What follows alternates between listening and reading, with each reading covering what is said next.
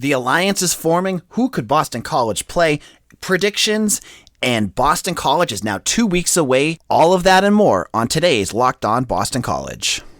You are Locked On Boston College, your daily podcast on the Boston College Eagles, part of the Locked On Podcast Network, your team every day.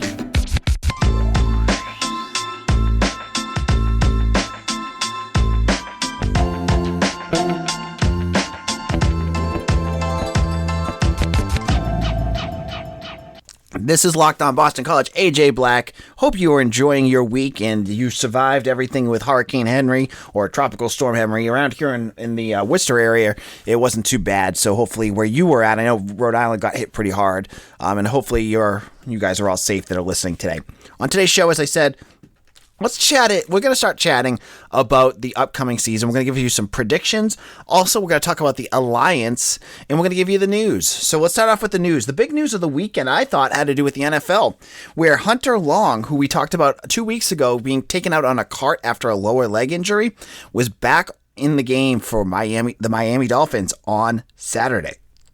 Long missed 2 weeks, and now he's back. So it's good to see that injury was not that severe and that he's ready to play. He had one catch in the game for 4 yards, and, just getting back on the field, that's a big thing.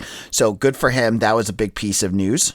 And recruiting news was also off the charts this weekend as around the country, high school football kicked off in many states. Now, I'm in Massachusetts, it hasn't kicked off here yet, but in the southern states and some of the western states, they already played. And 3 of BC's running backs had huge weekends. Now, the biggest one was Cam Barfield, a running back for Bishop Gorman in Las Vegas. They played a school called St. Louis in a big battle between prep schools, and Barfield had 5 touchdowns. Now, against any team, that's impressive, but St. Louis is a good school.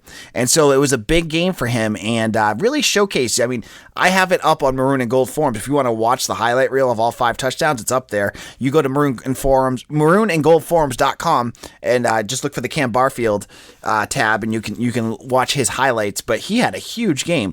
But he wasn't the only one that had a big one. CJ Clinkscales, a running back from Buford, Georgia. They played in the Cookie Kells, I think it's called, Classic in Atlanta, Georgia, and they played another big-time team, North Cobb, and Clinkscales had 2 humongous runs in that game, including a 66-yard run that tied the game. They went on to win that matchup as well, so he had a big game. And then Alex Broome. Now, to be fair, Clinkscales and Barfield, they played against good programs. Broome didn't, but Broome had 3 touchdowns and 120 yards in rushing against Greater Atlanta Christian School, I think the name of the school was. But again, we're talking about the future of Boston College football. You want to know about where this program's going. You want to know about the recruiting. And we've talked at length about the wide receiver core being, really strong. This running back room is all of a sudden really starting to show up because you have Xavier Coleman there. You have Pat Garwo, who will be around for a few more years. Then you add in a trio of running backs next year that can also do a lot of the things that you want in Frank Cignetti's offense. So I think that's big. To see these guys, all 3 of them. Barfield Bishop Gorman's a really good high school in terms of college football. High school football. So I think it's really exciting to see these guys step up because you're all of a sudden going to have all this great depth at running back, and you can now balance your offense and not rely so heavily on the quarterback, which will be important if Phil Dracovic leaves next year because you don't. With Dracovic, you can rely on him to throw it 40 times a game, but if it's somebody else, you want to have the balance that Cignetti talks about, and having a good stable of running backs will be able to do that. The final little piece of note has to do with COVID protocols. As we're getting closer to the games, you want to know what the protocols are, in the city and state and for the conference. So first of all, the city of Boston just passed a new law that mandates masks inside buildings. And why is that important? It depends on how much influence that has on Alumni Stadium. Now, alumni may end up having to do what a lot of other places are doing, and I know Fenway Park is considering it, which is wearing masks indoors under, like when you go to the concourses or go to the bathroom, you have to wear a mask, but you don't have to wear it when you're in the stand. So I'm not sure if that's what they're going to do, but it's worth watching because, we've been waiting to hear if there's any new changes in policy with Boston College because there really hasn't been anything. It sounds like right now everything is just show up to the game. But a lot of places around the country have started to adjust their policy. Just this weekend, Oregon is demanding vaccinations throughout for anyone that wants to come to a Oregon Ducks game. That's huge. I don't know if I don't think Boston College will have to do that, but it'll be something worth watching to see if they do have to adjust their language around attendance due to COVID-19. So we'll have to keep an eye on that because, BC plays in 2 weeks and hopefully I will be there in the press box. I applied for my press credentials again and I'll be able to give you insider information at the game. So that'll be great as well. Secondly, the ACC released their COVID protocols, which kind of line up basically with every other conference. And we talked about this a little bit last week, but just a reminder, if a team has COVID, wipe out too many players and they can't take the field, that's a forfeit and they lose that game. If both teams get if there's too much COVID on both team forfeit and it's a double loss, which is interesting because when you're talking, especially like the Coastal is always bedlam in terms of like the standings. If you give out 2 losses, all of a sudden there's a million different things that could happen. Hopefully it won't, but we're seeing more and more cases of it pop up. I know Brian Harrison of Auburn just tested positive, and Mike Vrabel, the coach of the Tennessee Titans, Tyler Vrabel's dad, just tested positive, so you'll have to keep an eye on that. Now, if you like this podcast, let me tell you about the Locked On NFL. The NFL season is about to begin, and nobody covers it like the Locked On Podcast Network. From August 30th through September 8th, the Locked On NFL Podcast is previewing every team and every division with the help of Odyssey's lineup of NFL experts. Follow the Ultimate Season Preview 2021 feed on the Odyssey app or wherever you get your podcasts to tune in beginning on August 30th. Hey guys, so there are a few things in life that aren't fun talking about. One of them is excessive sweating. It's gross, it's disgusting. When you were sweating through your shirts for no reason, it's also embarrassing, right? Some of you may know that I deal with this all the time. When I speak in public or go to a wedding or anything where I have to wear a suit, I can't help but sweat through my shirt and it grosses my wife out. Now listen, I know this isn't life and death and there are much worse problems in the world, but let's be honest, in the moment, it feels like a big deal. Nobody likes to pit out during an important speech, interview, or first date, God forbid. I'd rather much not worry about it, and that's why I use Sweat Block antiperspirant wipes. Sweat Block is stronger and more effective than most clinical antiperspirants. You simply apply it at nighttime before bedtime and then go to bed. The next morning you wake up, wash, and go about your day, and boom, you're not worrying about sweat. And they guarantee it. I know this sounds too good to be true, but I literally only have to use Sweat Block once or twice a week, and it keeps me dry the whole time. No more pitting out, no more picking my shirts based on which will hide sweat better. And if you know someone you love who is dealing with this, you have to check out Sweat Block. Get it today for 20% off at sweatblock.com with promo code LOCKEDON or at Amazon and CVS. This is Locked On Boston College. Over the weekend, we heard more news about this so-called alliance in college football. Now, if you missed last week's episode, we talked about the alliance. That would be the ACC, Big Ten, and Pac-12 kind of joining together, maybe pooling resources and I don't know if it would be network deals, but scheduling games against each other in the hope of kind of counteracting what the SEC did with the additions of Texas and Oklahoma. And at first, we talked about it and it sounded like possibly it could happen. But over the weekend, Nicole Auerbach of the Athletic announced that the deal could be reported or announced this week, that the alliance is something that is actually happening. They don't have all the details yet, but it could be something that will actually be signed on by all 3 conferences. Now, this is enormous. This is such a big deal if the alliance happens, because not only are these 3 conferences kind of getting back up to the level of the SEC, but they're also bringing on a lot of new exciting potential in this. And when I look at it, there's obviously the money is paramount. And that's the piece that I think a lot of people don't know about, is like, how are they going to change the money in this? Is this a way for ESPN to get out of the ACC deal and then for the ACC to get into another contract, maybe with Fox, which we've talked about here before? Or is this a way for the ACC or either conferences to raise the amount of money that they're getting paid each year? Because right now the SEC and Big Ten get a ton, but the Pac-12, ACC, and the Big 12 are all really far behind right now. So this could give them that piece. But when I look at it, you're just looking at it from a fan's perspective, right?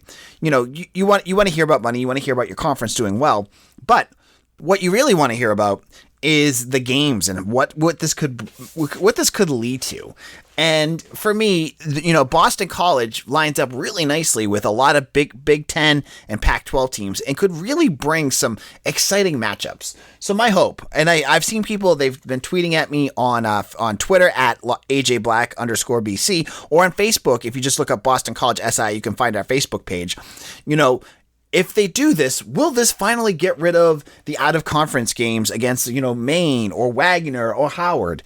And part of me wants to say, yeah, that would be great, because obviously I would much rather see them play UCLA than I'd rather see them play Maine. But you have to think big picture here, right? If BC and all those schools cut out the FCS, they're going to have to figure out a new system, because they're going to get cooked. Because the FCS takes home a humongous paycheck from those games. They're pay games. They get about $1 million. That funds, for a school like Maine, their entire athletic program, or a good chunk of their athletic program. So to get rid of that would kill a lot of athletic programs. And for me, that's a bummer. And I know for many of you, it's like, oh, that's business, whatever. I just hope that maybe they keep some of those games in there, and maybe you can finagle it so that, instead of, canceling FCS games, you adjust the in-conference games, or you adjust the way that you're scheduling out of conference, and then you figure it out from there. But that's a whole other conversation right there, and we could talk about the logistics of what this could mean when we hear more about it. But I don't know when the logistics will actually be coming out.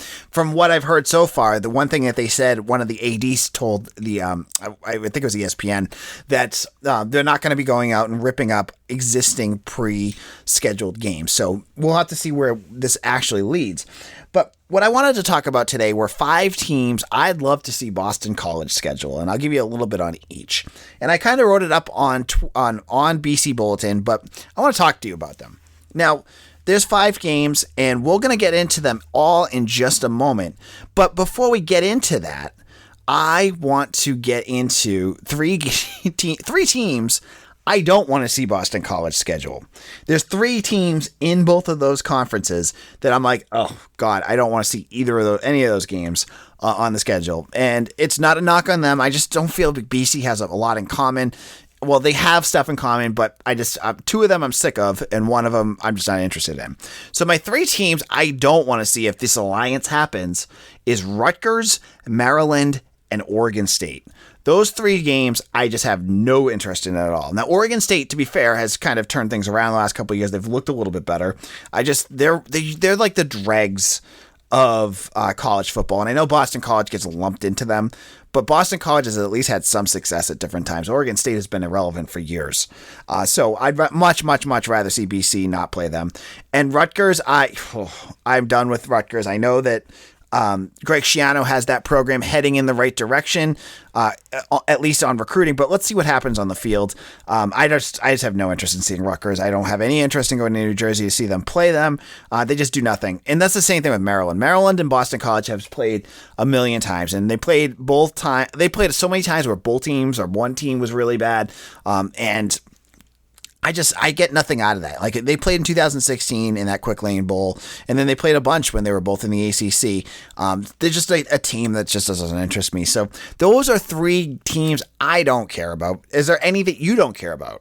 If you look at the Pac-12 and the Big Ten, are there any other games? Maybe it's Washington State or Illinois or something like that. Let me know. Hit me up on Twitter at AJBlack_BC or at LockedOnBC. Now, in a moment, we're going to continue this conversation. I told you we were going to do a preview today.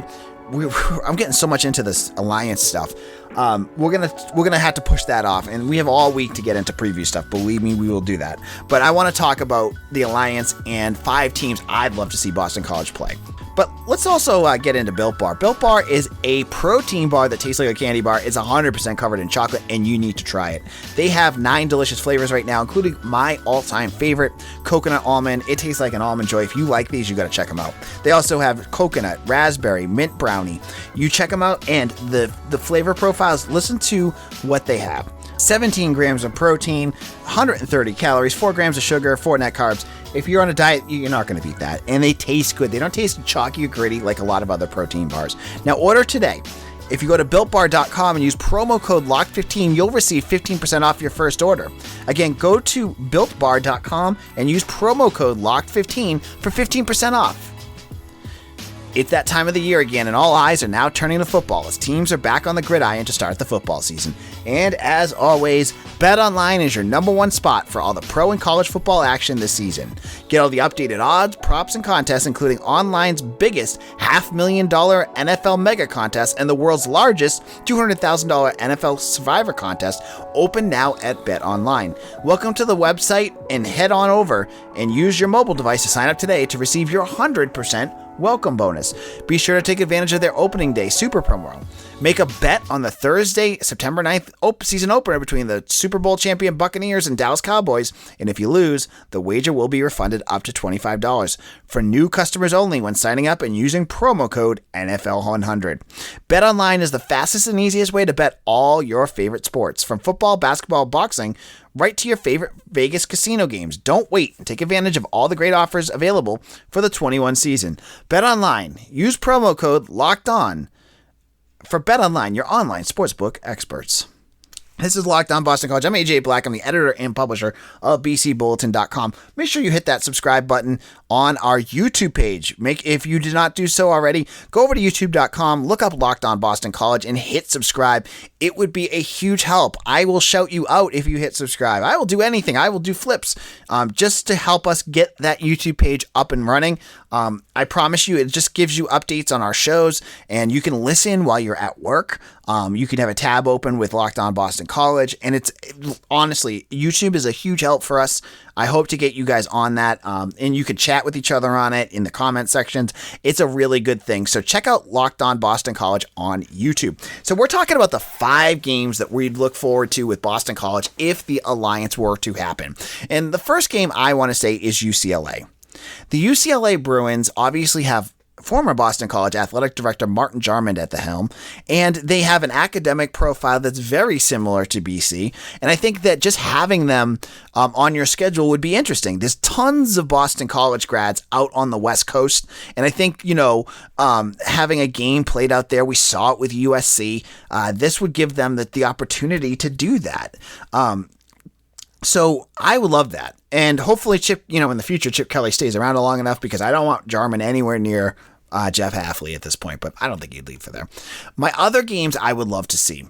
Northwestern. Now, if you were a fan during the Spaziani years and during Adazio, you remember the games against Northwestern. Boston College dropped both of them, and Northwestern leads the series. Now, Pat Fitzgerald, the Northwestern head coach, he's got that program humming. They're a top 25 team. They play everyone real tough. They, again, with the academic profile, they just fit really well with Boston College. And, I think that I would love to see them play. I think they would be a fun game. They're a defensive-minded team against Boston College's offense. That would be a lot of fun to see that one.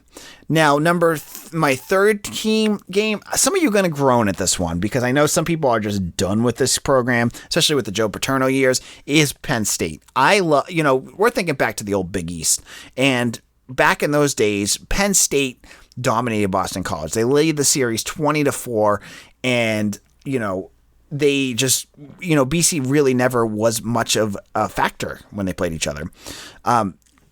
They have played a couple times since then. They last played in 2014 in that Pinstripe Bowl where Mike Knoll shanked the extra point in overtime. I'm sorry, Mike, if you're listening. I had to bring that up. But they're an Eastern team from the Northeast. They are, with Hafley recruiting, they're battling each other for recruits. And right now, Penn State wins all of those battles. But hey, if Boston College can go out there and beat them here or there, that could change the complexion. So I'd love to see Penn State play Boston College. I'd have to say, Happy Valley would be a place I would like to go to at some point. I haven't been there yet. That would be a excellent matchup, I think. Now, another team I would love, again, all these teams, that's what I love about the Big Ten and Pac-12, is that there's some really good academic schools that really kind of match up profile-wise with BC, is Stanford. Stanford and BC have not played since 2002, and they tied the series 2-2. They're scheduled to play in the next 10 years. Those long, way out there future series. Stanford's crazy. Their band's nuts. They have that tree. They play a good physical style of football that I think Steve Adazio really emulated but couldn't duplicate. I think they'd be fun, and again, it gets you out to California too. That's another program I would love to go to and see. And finally, my top school I would love to see, and I kind of readjusted these, based off of what I put on the site, is Michigan. Now, Michigan definitely looks down at Boston College. They have a 4-0 lead in this series. They basically, for years, have basically taken everything they wanted from Boston College in this area. They took Don Brown when they needed a defensive coordinator. They take all our recruits, or at least as many as they thought they could. But I see the two schools, Michigan obviously has a humongous history and is one of the biggest brands in college football. But right now where they're at, the schools are not that far apart. Jim Harbaugh is a vastly overrated coach, and I don't think he's going to be there next year. And while you have Jeff Hafley at Boston College, having Boston College ascend, I would love to see, it would be great with Harbaugh there because I think BC could beat them, but I'd love to see these two schools play with Jeff Hafley at Boston College, because I think in a couple of years, this school, if this was to happen, I think BC would be ready to fight them. I think it would be a fun matchup, and obviously going to the Big House, you're talking a great trip. Ann Arbor would be a really fun place to go visit, and it's one of those unique football experiences. Now, those are just top 5 for me. There's a ton of other schools that you could say too, right? Someone brought up Washington and Colorado. Colorado is like one of the most beautiful stadiums in the country, right in the middle of the Rocky Mountains in Boulder. And, Washington's very similar. So those are two fun schools. And then you have like Ohio State and, in Iowa, and you name it. There's so many good programs. USC. So those are just 5 I'm interested in. I'm curious what your 5 are. Head on over. We're talking about it on Maroon and Gold forums. You can talk to me on Twitter, wherever you want to talk about it. We'd love to hear your voice, because that's part of the fun of doing this podcast, is to hearing your fans. And speaking of this podcast, really big news is we're hitting our 200th episode this week on Friday. Friday is our 200th episode of Locked On Boston College, and I am so excited. I can't believe we've actually been on air this long. It's we started last November, and we're going to have all sorts of analysis coming up. We'll do some fun stuff for the 200th episode, but expect in the future, Dan Rubin will probably be back on again soon. Eric Hofstas, Mitch Wolf, we'll have all of them on, and we'll talk about seeing if we can get some other guys on as well. This is AJ Black. You can follow me on Twitter at AJBlack_BC, at Bulletin BC. Make sure to follow us on YouTube.